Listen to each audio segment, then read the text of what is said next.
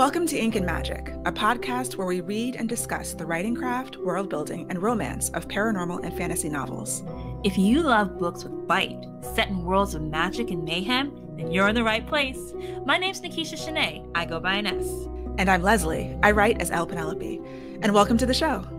Hey Les, how are you doing? I'm doing great. And I'm glad to be back talking about this next book. Blaze of Memory, which is our first human and Psy pairing. Yes, it is book 7 in the Changeling series. It came out November 2009, so a blast from the past. Yeah, very much a blast from the past. As the prologue is a blast from the past, this book deals with the forgotten a lot, and the prologue reminds us that the forgotten, even though they left, they're still being hunted by the Psy. Yes, and what I wrote down for the prologue is ominous. It sets a very ominous tone for what's happening. And I think that Nalini Singh keeps that tone up for this whole book. She does. Shadows on this Absolutely. book. Yeah. Absolutely. Because it opens page 1, chapter 1 with a woman waking up, and she doesn't know who she is, where she is, or anything. And she just sees this man. And yeah, it was actually really well done because it was deep POV. We don't know who the characters are at all. We are in her disoriented mindset. It's very visceral. It's you get these images. The writing, especially in chapter 1. I mean, her writing's always good, but it really grabs you. I think that feeling of being in the mind of someone who doesn't know who they are. So Leslie, and I think we talked before about the 12 stages of intimacy. Yeah. By Desmond Morris, and how there's 12 stages because it's the 12 stages of intimacy, and it starts with awareness and it moves all the way down until the bow chicka wow wow at number 12. But number 1 is awareness. It's acknowledgement of presence, and we talk about a meet cute because we both love a meet cute here. Love and the meet cute. Right? The meet cute is her opening her eyes. We find out that this is Ekaterina, who was Ashea Elaine's assistant, who we all thought was dead. Right. It's her. We'll find out in a few pages that it's her. She opens her eyes to see this man, and you can already start to get the heartbeat moments. She feels the connection to him immediately. That was also done really well. Like, both of them are feeling things that, even though she doesn't have a memory, she doesn't know who she is at the beginning here.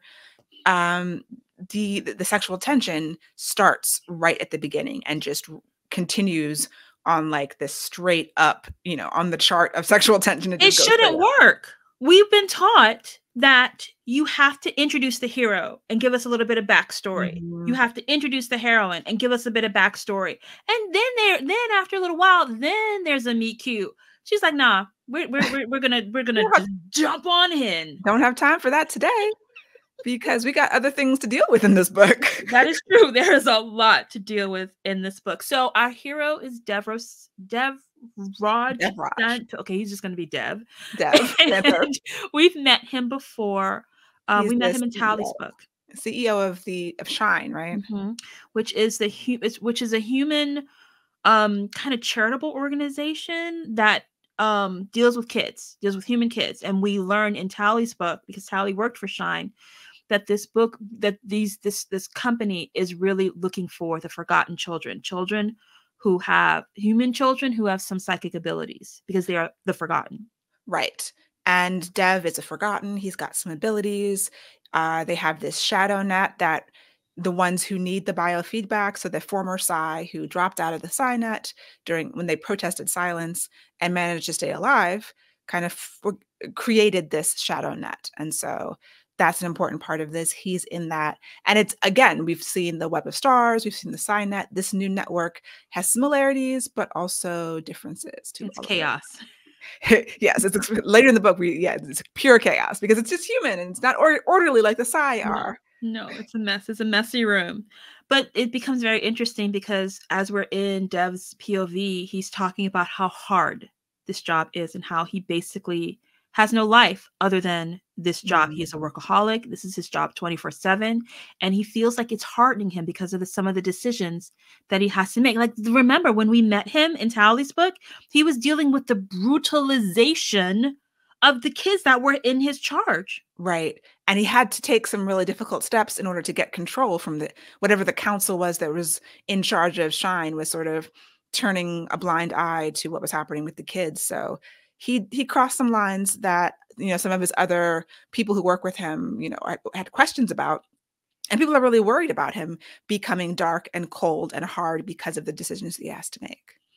And so this man who has just had a war with the Psy has a Psy dropped on his doorstep. Yeah, literally, this woman with no memory, and he takes her in, and they know that she might be dangerous. They know pretty quickly that she could be like a sleeper agent, but again, feelings sparking right off the break. One of the first things, Nalini Singh always does something with dreams. I think this is just it. Like some of us always, like me, there's always the hero always feeds or cleans for the heroine. Leslie always has some type of weapon strapped to her heroine. Right? Nalini Singh always has some kind of a dream sequence that's happening. And Dev notices that when she goes out again, because she's like in and out of consciousness for a while, that he sees REM, the rapid eye movement. Oh yeah, because she's dreaming. But Psy are not supposed to dream. Right. Yeah, she has broken silence because when we all thought that she had died, she was really captured by Ming Laban, one of the counselors of the Psy, and tortured horribly and broken down just in the worst way.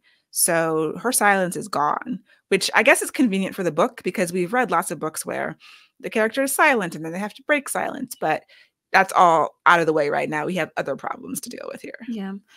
An interesting thing, because I'm an audio first listener and I've been listening to these audiobooks instead of rereading them. My first time I read the books with my eyes and now I'm listening with my ears because I'm a busy woman.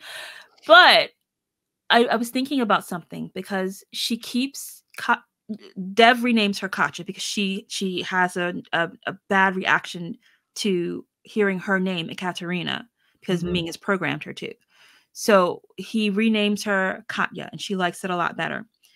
And Katya can only remember that there was a shadow man who hurt her. And we don't know who this shadow man is for a while, but I'm listening to the audiobook. And the narrator chose to use Ming's voice, who I've heard him for the last few books. So I was thinking that is an interesting choice that you're kind of spoiling the story a little bit. That was interesting. I think that, I assumed it was Ming because I didn't know who else it would have been. It seemed a little like, yeah, we weren't told specifically on the page that it was him, but that was all signs pointed to him. But I agree. It's interesting to think about when writing how the narrator is going to deal with these secrets in terms of the voices, because I both read and listen. So I start off listening. I get, tired of that. I read because I read faster so I can catch up a little bit. Then when I'm doing things, I go back to listening. I'm back and forth all the time. There was one point in this where I had switched to reading and there was like, I have to hear how she says this because if you remember, there's a point where Katya is using her psychic abilities and she opens up her mind and she hears all the humans and it's like, and then she closes immediately. And it was written just a bunch of characters. And that was what I did is essentially what the narrator did. But I was like, I need to hear how this works. So those kinds of decisions and choices are actually really interesting from a writing perspective. Yeah. So he renames her Katya, and then I have a thing about he brushes her hair. And I wrote that down too. That's one of those moments where you're like, because in my world, food for you is someone washing my hair for me. And I have a heart there, like, oh, he brushes her hair because it's all snarled and tangled from her time in confinement and captivity. Another thing that was interesting to me was, again, this is our first pairing of human and Psy. And for a while there, Jeff was kind of acting like a cyborg to me. And then I found out, because he was so cold, he was so calculated and cold, he was almost silent to me. But he was acting from a place of emotion. But then we find out that he can interact with metal. And I'm like, cyborg! Yeah, his sort of forgotten power, his psychic ability is some sort of control over metal that's grown into a control over computers. So we see it in the background. He can, unlock a door with his mind. He can start his car with his mind, things like that. And for some reason, he doesn't want anyone to know. It hasn't really followed up very much. Like we see it here and there, but it is an ability that kind of, yeah, does link him to the Psy in a weird way. Mm-hmm. See, one of the rules I feel that is necessary with paranormal romance is, especially if you're going to get a shifter, there's a show of power. And the show of power with Mm. a shifter, they're going to Mhm. shift. Show of power with a vampire, they're going to, show their fangs, they're going to drink blood, they're going to turn into a bat, they're going to be really, really old, but look They're gonna very, very sparkle. young. Or they sparkle, right? And so I was waiting for Dev's show of power. And we Mm. get little bitty pieces of it, but it's just, I felt like we were told Yeah. along, we weren't shown. We know that he was in the army, and I have questions about that I want to raise in a minute. But he was in the army, so he's very powerful. He's big, he's strong, he's formidable. We learned in Clay and Talia's book that even the shifters respect him because even on a physical level, but we don't really see him using that physicality. And in this book, he doesn't need to use his abilities to save the day at any point. So yeah, we don't get that show of power. We are told more than shown what he can do and why he's someone worthy of this, at least respect on a physical level. Yeah. I also found it interesting that he's of mixed race. The Mhm. Forgotten are mixed race. They're Psy and human, but he doesn't consider himself a Psy. No, they don't. I mean, they left the Signet 100 years ago. And that actually is important too to this story. But he's mixed race on multiple levels. He's part Russian and part, I guess, Indian or South Asian, um, and also part Psy, part human. So they're definitely they kind of their own subset of humans because there's kind of mundane humans without any powers who might not have ever had any Psy ancestors. And then there's the Forgotten who have powers of varying degrees, who can trace their lineage back to the Psy. I found it very interesting that Katya was like, I am Psy, even though he says they just discarded you and you're still going to consider yourself part of them. She's like, it's what I am. Whereas he has this part of him that he uses and relies on. He's like, yeah, no, I'm not that. I'm not Psy. But I mean, he really isn't Psy. Like he couldn't consider himself Psy because that's a whole different thing. It's like, I don't know if someone just because they discarded her, that doesn't mean that her actual race has changed. Because it's in this world, it seems like they are distinct races. They have distinct physicality. It's actually much more real than human races because on a genetic level, human races aren't different. But these people are actually different. But that's why it's so interesting to me because in our human definition, or in our present day human definition, we still consider one drop of African blood, you're black. In America. In a, in, But look at South Africa. Like that's not everywhere. That's only in America because of the laws and the ridiculous random things that were codified into law because of slavery. In South Africa, they have a whole race called colored, which was mixed between like the Indian immigrants and Africans. And so we would call them black, but a South African coming over here who is colored there is not black. They don't consider themselves that. And there's an instance, I know there's an actress who's South African who is colored there, and she came here and was like, I'm not black. And black people were like, oh, really? Because to us, you're saying, oh, you're not one of us. You don't want to be black. You're like Tiger Woods. We don't have any time for that. But in her culture, interesting. she's not. So the one drop rule is very specific to America. Other places have very different ideas about race. And because race is actually a construct and there's nothing, it's not real in any tangible way, then different cultures have different ideas about it. I wonder what the viewpoint on that is for, I think Nalini Singh is Southeast Asian. Well, she's from Fiji. She lives in New Zealand, but yeah, I don't know if she's Indian or South Asian, what country her people are from originally. But yeah, that could be like um, a cultural thing that might be different. I don't know. I know like in India, there's a lot of colorism and, that's based on colonialism. So everybody's got their own things that they're working through. Fascinating. I love the work that she is doing in this book with classism, with racism, with otherism. I Mhm. love it. Yeah. There's a plot twist incoming in this book where it is voiced early on. I think it was voiced between Nikita and Caleb Mhm. about the net is broken. Like we start to see that there's dark spots, Yeah. and Nikita talks about how I think this was Nikita talks about how the net is going to need Isai in order to heal itself. Oh, right. They're talking about Sasha in some way. Yeah, and she acknowledges that, well, they know that Isai have always been needed. That's why they just kept them there and kept them suppressed, but for the net mind to be healthy. And Caleb can see these dark spots. You know, Caleb is the counselor who has the strongest relationship with the net mind and probably with the dark mind. And so yeah, there is these dark spots. Oh yeah, that becomes important when we talk Mhm. about the sunshine chapter. Mhm. She's bringing in so much here. Like this really feels like a television. You know, yeah, it's Dev and Katya's love story, but in no way are these standalones. And there's so much layered on top of each other that you have to remember from the last book. And there's the ties. Reading them all together actually makes it so clear. I wonder if you're reading them a year apart, are you getting all of these Oh, that's things? very fair. I don't think I Yeah. had these thoughts. Yeah, I And don't think again, so I was a either. completely different woman over 10 years ago, but I don't think I was having these thoughts. Yeah, Hmm. definitely. Hmm. Super interesting, Nalini saying. So, one of the threads, in addition to Dev and Katya's love story, is would you call this the letters? Are those interstitials? They come right at the end of chapters, almost like epigraphs, but they function as interstitials. So yeah, let's call them interstitials.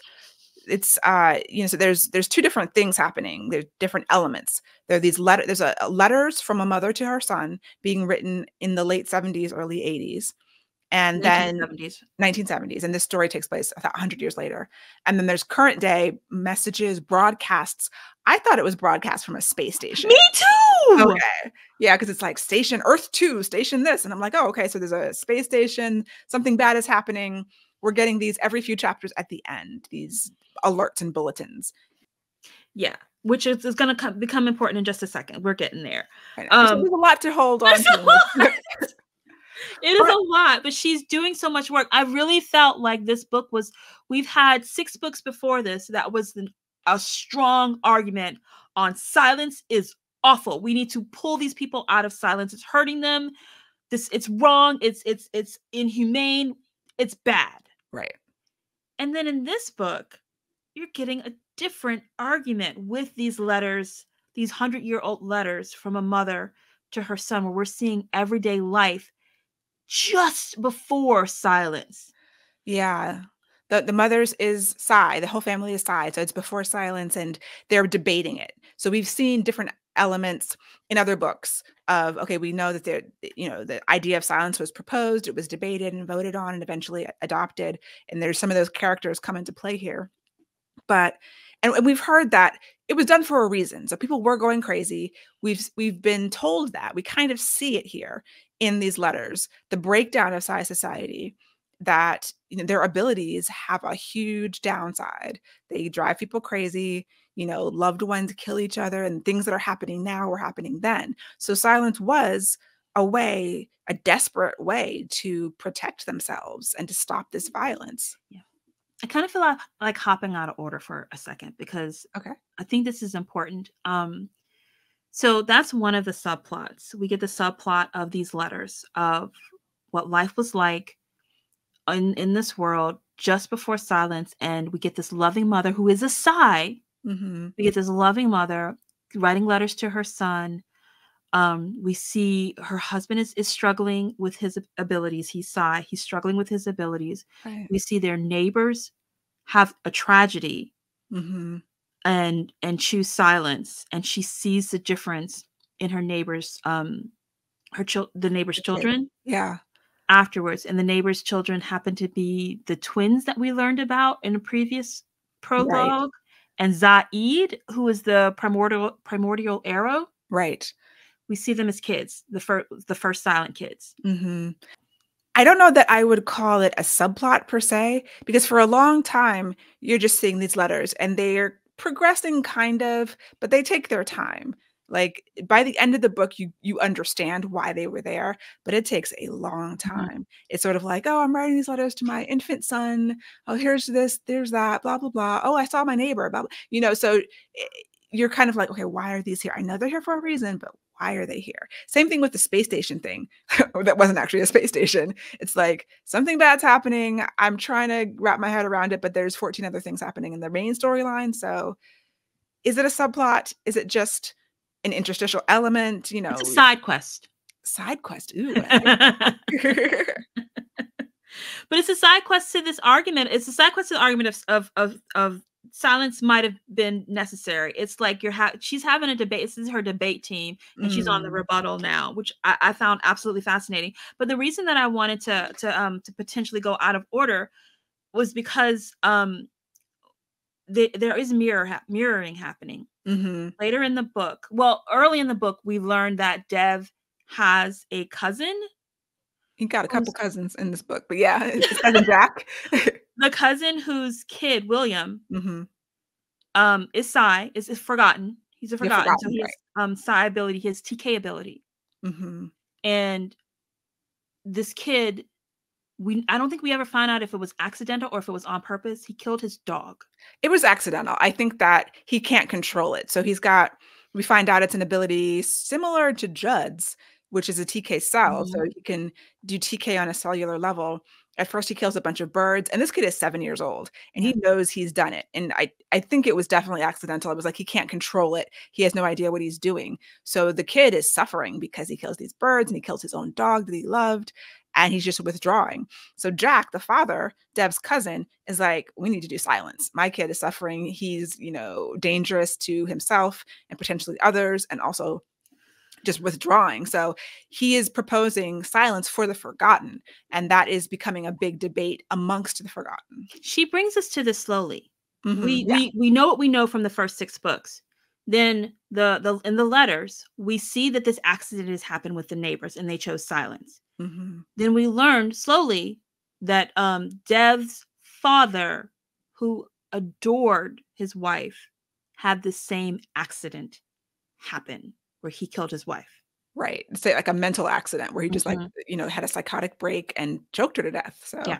while the little boy, little Dev at 9 years old, was watching like all Mhm. this horrible trauma. It's very hard, yeah. And then we see it with William.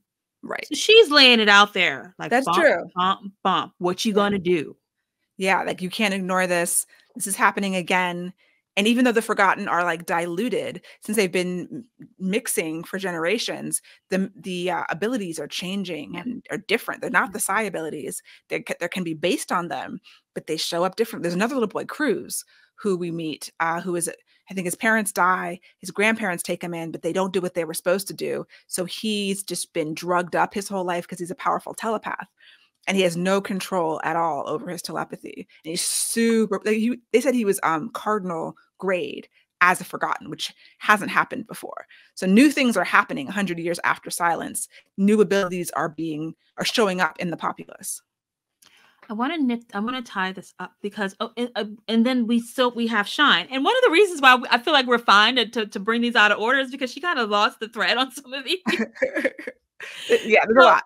at some point, we'll get to this plot point in a minute, but Dev and Katya drive up. She feels compelled to go north, and we'll talk about why in a minute. But they go north and they find the Shine Earth 2 camp in That's Alaska. It's not shine. It's a psi. Sunshine. Yeah, Sunshine. sunshine. Okay. Oh yeah, They that is find confusing. I did. Thank The you. town is called Sunshine, Alaska. Yes. It was a psi mining encampment owned by Earth 2, the corporation, which is called Earth 2 for some reason, although it's not a space station because it's in Alaska, It's so cool if it was a space station, but okay. right? But I guess they couldn't have driven there. And we don't know this. This is the future, but we don't. They've got like hover cars and stuff. I don't think they're dipping off to space stations like SpaceX or anything. But there was a mass murder at Sunshine. And the reason that she goes there, or she's compelled to go there, is because she heard Ming Laban while she was captured talking about it. And so she feels compelled to go there. But there was a mass murder there. Mm-hmm. So all of this is like, it's like counter argument. Like maybe silence is the right thing to do. But because I don't think we're going to come back around to this. So I want to tell you what happened now.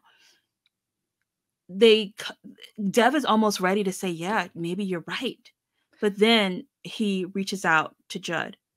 Well, to To Judd through Ashaya. Ashaya, because He yeah, reaches out to Judd's Judd. still super incognito. Yeah. And Judd shows up and shows William how he can use his, it was like a mind shift. He shows William how he can use his powers to, instead of destroy, because he basically, William, the dog, when they did an autopsy on the dog was fine externally, but his heart was pulverized. Yeah. And so and we remember that Judd rebuilt Yeah, Andrew's Drew's heart. heart. Yeah. So Judd shows his kid, look at what you can do. Not, oh no, look what you did. Look Mm-hmm. at what you can do. He gives the kid hope because the child had no hope. He was like, I'm a monster. You know, he just wouldn't come out of his room. So because it's Dev's nephew, Dev was like, well, maybe this is the only way. He didn't want to have silence for the forgotten. Nobody really did, but they didn't have any options. And because they're closed off from the Psy, who might have, like Judd, you know, have information for them, there weren't good choices. But and so yeah, it is an interesting counter argument for why silence was necessary. But also the reason why Sunshine happened is because partially because of silence too. Like the breakdown is happening because they're pushing down the east side. They're not letting the F side foresee things that could help people. Like it's their manipulation of the abilities. So silence is one way, but it's breaking down for reasons, I guess, because the council is trying to keep control, because of greed, because of power. There's other kinds of reasons why these things are happening. And Sunshine happened, and a mass group of people lost their minds at the same time because of these spots in the net. So it could happen in groups in physical locations, And which they is also suppressed really it. scary. Mm-hmm. Yeah, and then they cleaned it up and didn't tell anybody, of course. Yeah. Except for an offhanded comment mentioned by Ming while he was torturing Katya. Right. And he just didn't think that she would remember because she was so far gone. Yeah. Yeah. So maybe now we can bring it back to Dev and Katya. So we're still kind of close to the beginning of this book. But these two are having feelings for each other. And But he again, also knows that we know, the reader, that she is actually programmed to kill Dev by Ming. And he suspects that. So he's keeping her close because, you know, he doesn't know what else she's programmed to do and he can't risk her running around. So he's kind of imprisoning her. He takes her wherever he goes and keeps a watch out. And she's afraid of herself too. Yeah. Yeah. Total kidnapping. Bit Stockholm syndrome. A bit. But that's the thing. Is it Stockholm syndrome? Where she falls for her captor? I get, well, if Dev is the captor, like Ming was the captor, Dev is kind of a now captor. Dev is kind of the captor because he will not let her go. True. He tells her, I'm not going to let you go. And she's like, I'm in a new cage. And he's like, yeah, pretty much. Yeah. But it's a nice cage because he brings her ice cream and smoothies. He's feeding her some more.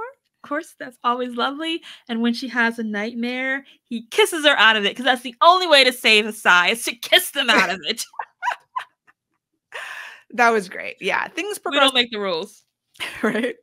Things between them progressed pretty quickly. Mm-hmm. I guess because from the moment she awoke, they had the strong attraction.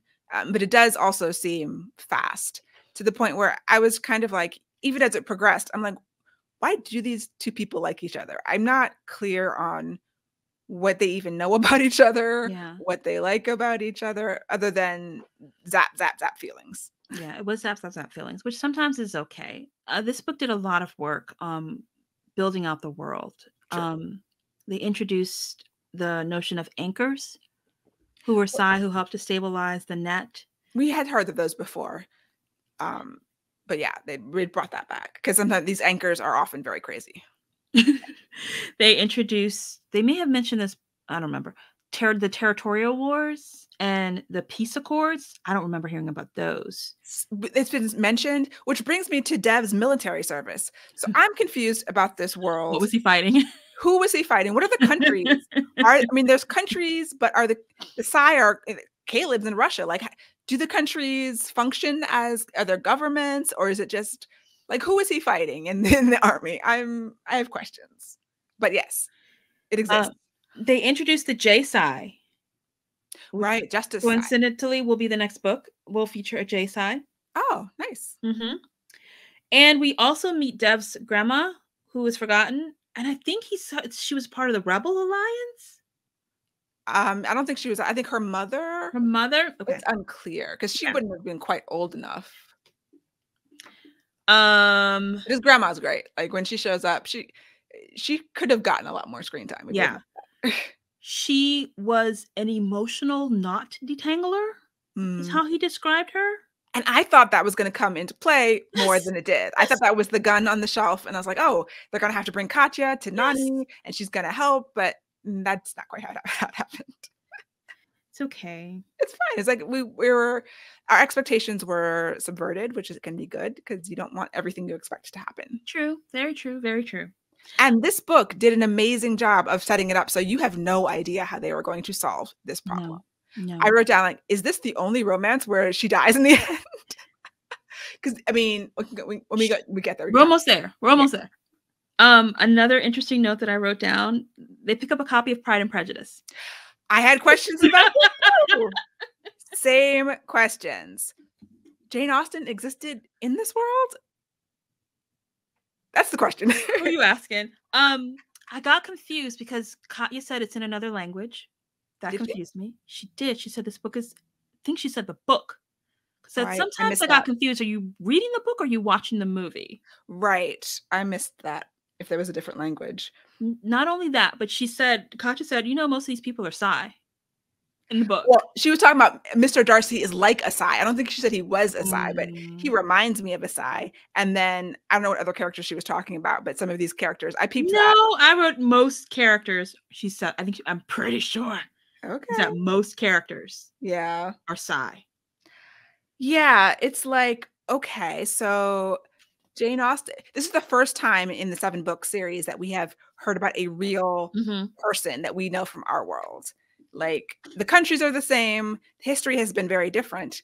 Now, in alternate histories, you do get that. Like, okay, something changed 10,000 years ago, but, George Washington still lived. But instead of being president, he was king of England or something.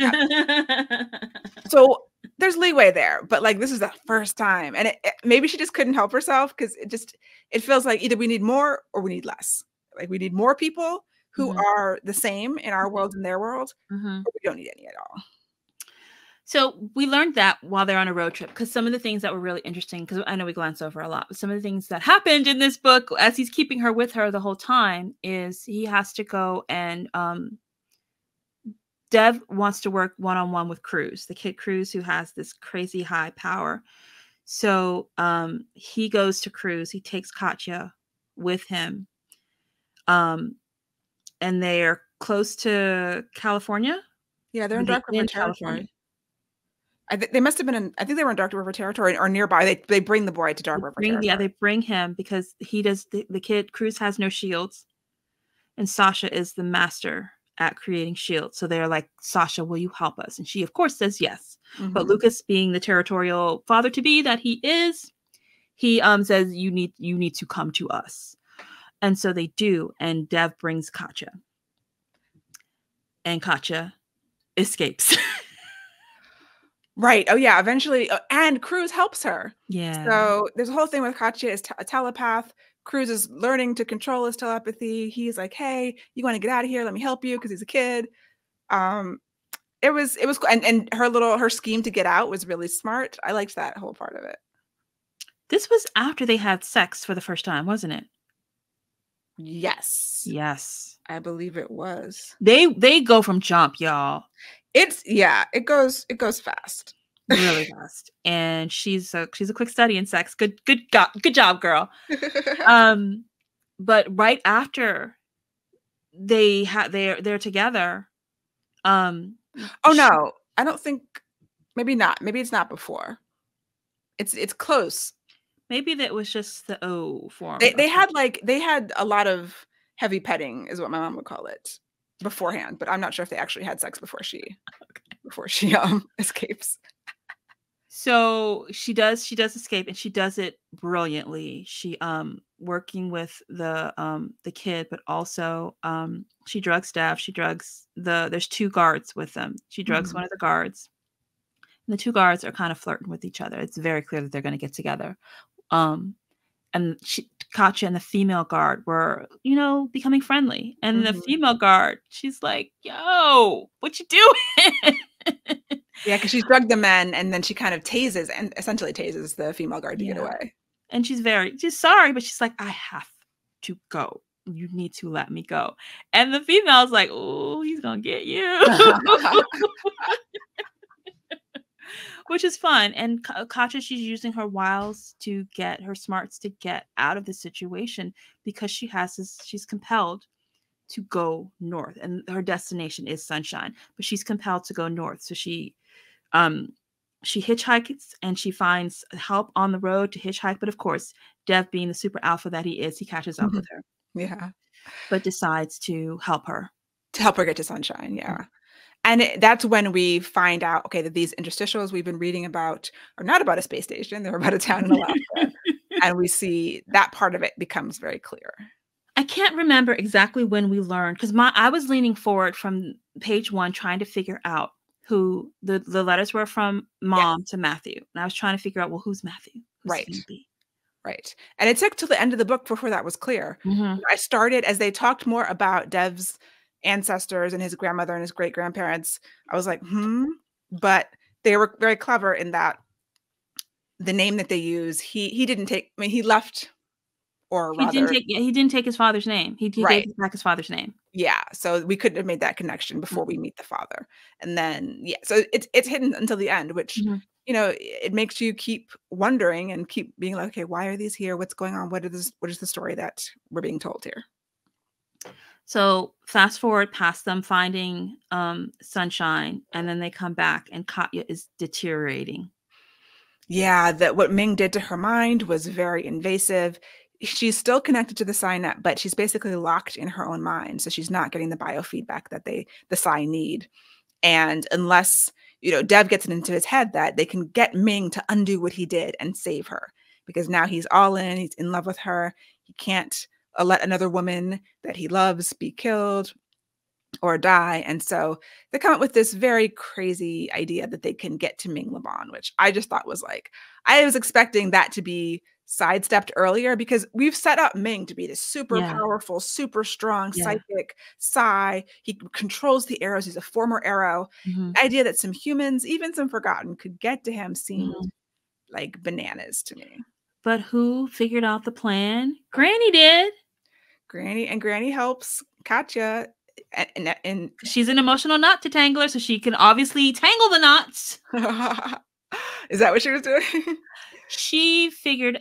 felt like she figured out, like, how to make a double cross happen, because that's essentially what happened. Is it was a double cross. It looked like a double cross, where it looked like Katya was about to double cross. They come up with this plan, and she is going against the plan. Mhm. And it looks to the reader and to the forgotten who And to are Dev. staged around, Yeah. that she is double crossing Dev, Mhm. which needed to happen because Ming was going to read her mind. So it Right. needed to look real. And this is what I am assuming the grandmother set up and figured out. That's what I'm assuming. Well, it seemed like Katya had figured it out. She just got the grandmother to help her by giving her a gun. I don't think that the grandmother Hmm. was the mastermind behind this. I think it had to have come from Katya. And she's like, Oh, she knows Ming. She knows he's gonna read my mind, and I have to believe I'm double crossing him. So I can't tell him because I actually have to be double crossing him. Yeah. okay, fine. We can give it to Katya. I like the idea that the grandma did it. Isn't there a song, Grandma's Got a Gun? Oh, isn't there? Yeah. Anyway, she's double crossing Ming. And And she actually shoots him in the head. She yeah, gets him. He doesn't die, of course, of course but, not. that would be too easy. But she does. They get away, she shoots him in the head, and they have the rest of the plan comes together. And the book's not done. And the book is not quite done yet. No. So she gets away, but she's already been deteriorating. And now before we get to Katya, Ming is in basically intensive care. Mhm. And the powerful arrows, some of whom we've already met before, are around him. And they're trying to decide, should we kill him or not? Uh-huh. And Cold, clinical, silently, like, should we do it? yeah, like, he's betrayed us, and they're like, "It would leave a power vacuum that might be worse, so, well, we won't kill him yet." It was just like I liked Um, that scene a lot too because we get Aiden, I think, who we meet in this book for the first time. He's a MSI, and M then the one and who, Vasek. Vasek. Yeah. Yeah, who we're already rooting for. I think Vasek gets his own book. I can't remember. I didn't get that far, so I didn't get that far I either. hope he does. Yeah. I'm here for it. Yeah. Yeah. 'Cause he's playing hero, but we'll see. We'll see in a few books. Mhm. Um, but so we leave that and then we come back to Dev and Katya was already deteriorating. And she knew when she was faced off with Ming. She was like, "You were never gonna let me go." And he was like, "I think you're gonna survive this long." What? And, like, what he did could not be undone, Yeah. so Dev's whole hope of him undoing it is just not even possible, Yeah. and so Katya's going to die, and this her dying lasts a Yeah. long time. I Yeah. mean, it's drawn out, so you're like, "Okay, how are they gonna save her?" Everything they have all of these, "Oh, maybe we can do this, maybe we can do that." Oh, no, none of those things can possibly work, so it's really down to the wire, and he brings her home basically in hospice. Yeah. Ashaya comes, all these people come to visit her, And, say goodbye. she does drop her link from the Signet, and she is able to link with Dev Right. in the Shadow Net. So she does drop her link from the Signet, and she does link with him on the Shadow Net, but Well, she believes she's gonna die when she drops her link from the sign net. So she's unconscious, and there's a tiny little link to Dev in the shadow net that yeah, but she is unconscious. They put a feeding tube in, they think that she's she's just pretty much brain dead. yeah, yeah. She's breathing, her heart's pumping, but she's pretty much brain dead. Mhm. So she's in that bed for a while, and I thought it was gonna be another one of those where the found family comes and they're all surrounding her and feeding her the energy, and that's not exactly what happens, but No, they do. although we should say that when she's in the shadow net, like, they didn't believe that a full side could exist in the shadow net. So the fact that she's even there with a thin thread is remarkable, and it's because she's in love with Dev. 'Cause she has Emotion emotions. emotion is the way that allowed her as a side to exist in the shadow net. But her body is still broken down, her brain is still dead. The Nalini Singh did I don't know if this was a throwaway line or what, but she did make a point to mention that a silent side defected and tried to join, and they couldn't link Right. Yes. because they had no emotion, and that Yeah. was an interesting point. Yeah, so nobody who's silent this won't work for a silent person. It probably wouldn't work if unless you had a strong emotional connection to Mhm, somebody in the shadow net. mhm.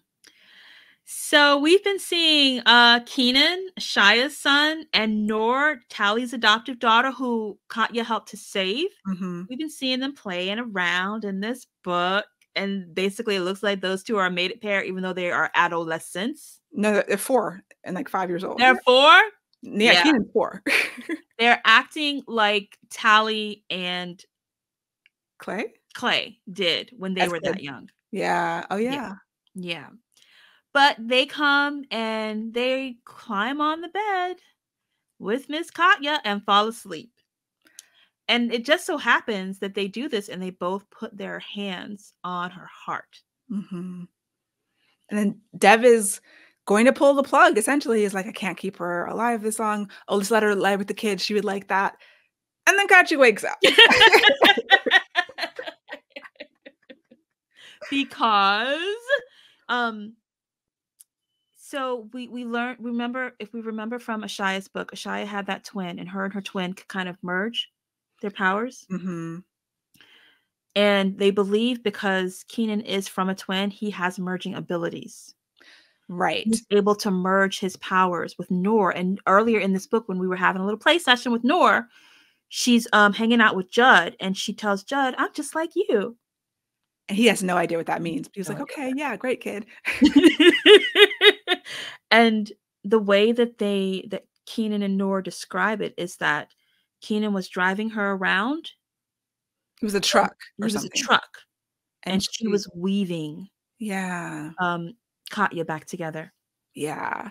So they're little, so they don't really know exactly how it is or how it works, but they're able to work together. And I think somebody, Sasha or someone, theorizes that, that it was, or says that it was theorized that there were certain powers among the Psy that required two people. And that was all because silence wiped that away. So we don't really know what it was, but this seems like the twin thing, like two people together can do something that neither of them can do alone. Like an amplifier. Yeah, yeah. And so then they vow to protect Keenan and Nor, because if the Psy ever figured this out, yeah, it's all over. But yeah. I loved that scene though, because you have these adults who are trying to figure out, what did y'all do? But they're talking to these children. Yeah.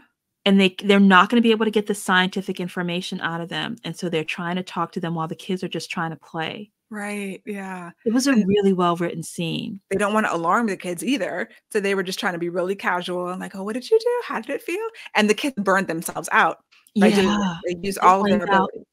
Yeah. She said, Nor said, my head is empty now. It's very cute. And yeah, so Katya wakes up. And so it looks like they have a mating bond. Right. Because that little changeling. That little thin strand that was connecting her to Dev in the shadow net, I think they say it was silver, that becomes gold, then becomes bronze. It strengthens and strengthens, and it's very similar to the mating bond. She's only in the net connected to him. So if he dies, she dies, but I think they're fine with that. Romance rules. Right, yes. That was Blaze of Memory. Yeah, we went through a lot. We get a lot of extra information, I guess. I mean, the whole Judd, I love seeing Judd. Whenever Judd comes around, I'm happy. And it was awesome to have him. Like, he basically sneaks in these people's houses in the middle of the night to talk to this boy, which under other circumstances would be super creepy. But like, no, those parents were like, let's move to California. Immediately, like, I'm starting to pack right now. We'll make this easy for you. Right? And that's cool. Yeah, and all the connections with silence. And I feel like, from what I've heard Nalini Singh say about the books that are coming out now, that this is even laying the groundwork for that. Like, silence was here for a reason. So when we eventually break silence, which I think we all can feel like that's coming, there's going to be still problems. Like, that's not the solution. Yeah. That is the start of other problems. And so, yeah, it's going to continue. And other problems, and you have these other abilities. Right, that the Forgotten have metal abilities, and who knows what William's doing. Jay, Tally's adopted son. Oh, John Quill. John Quill. His voice, he can talk people into anything. Right, yeah. Which is why they wanted him. Yeah. So we have to rely on him to be moral. Are we ever going to encounter Forgotten who, grew up outside of the lines and are not moral? Probably. She has so much space for so much material. So many stories, yeah. Do you remember Kindle Worlds? I wonder why. Do you remember that though? Yeah. Kindle Worlds? I wonder why, or if she ever even considered allowing people to write in her world, because there are so many stories that she's not going to get to. I wonder, like, when you're traditionally published, it can be hard to do stuff like that, but stinking gatekeepers. Yeah, and she's writing lots of stories. I mean, she has a short story practically in every newsletter. Yeah, she does. So she just, hey, maybe we should be doing that, because the short stories are often like side characters. Right, and I have not really read any of them. So yeah, we can take a look and maybe do some short stories.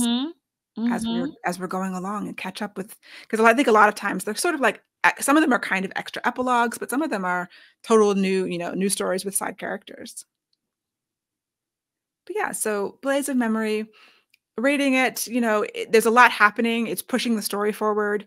It's not my favorite romance, just because I didn't feel these people. I didn't feel like I knew Katya really. I mean, it's hard when the character doesn't have a memory and doesn't know herself, but even as she grows to know herself, I wasn't connected to either of them on a personal character level. But, you're still seeing all these other characters come back, and you're pushing the story forward in a really relevant, interesting way that, we have to have it. So, yeah, agreed. 1000% agreed.